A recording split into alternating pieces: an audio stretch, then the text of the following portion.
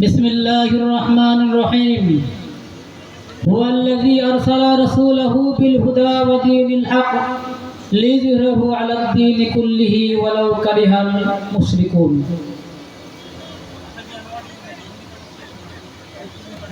বাংলাদেশ জামাত ইসলামী 17 নং জগন্নাথপুর কর্তৃক আয়োজিত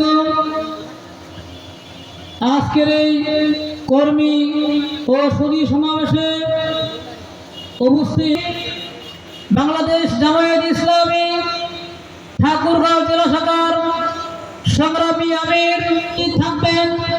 বাংলাদেশ জামায়াত ইসলামী ঠাকুরগাঁও জেলা শাখার সংগ্রামী সেক্রেটারি ও সাবেক উপজেলা ভাইস চেয়ারম্যান জননেতা জনাব মোহাম্মদ আলমগীর।